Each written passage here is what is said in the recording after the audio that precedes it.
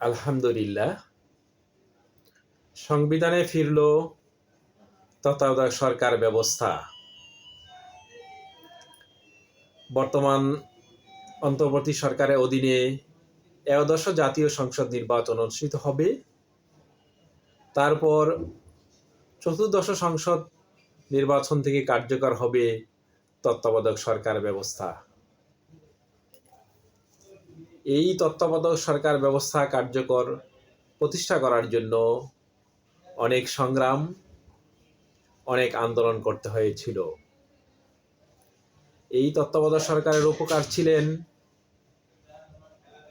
ভাষা সৈনিক ডাকসুর জিএস শহীদ অধ্যাপক গোলাম আজম।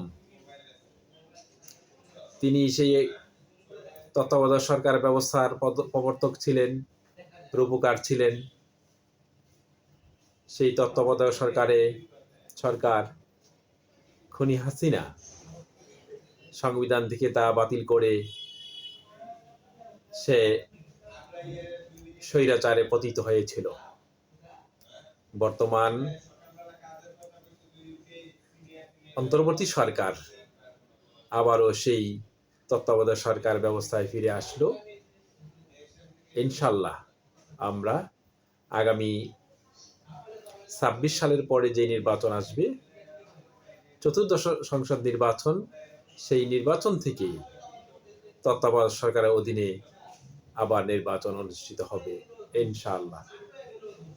আমরা বর্তমান সরকারকে অভিনন্দন জানাচ্ছি যে আমরা আবারও সেই তত্ত্বাবধায়ক সরকারের অধীনে নির্বাচন পেতে যাচ্ছি।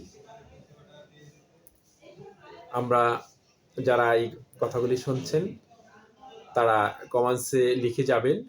সেই তত্ত্বাবধায়ক ব্যবস্থা ফিরলে আমরা সেই আগের সুষ্ঠু নির্বাচন উপহার পাব, সেটি কমেন্টসে লিখে যাবেন এবং অন্যকে যেন শুনতে পারে সেই জন্য শেয়ার করে যাবেন। সবাইকে শুভেচ্ছা। আসসালামু আলাইকুম ওয়া রাহমাতুল্লাহ।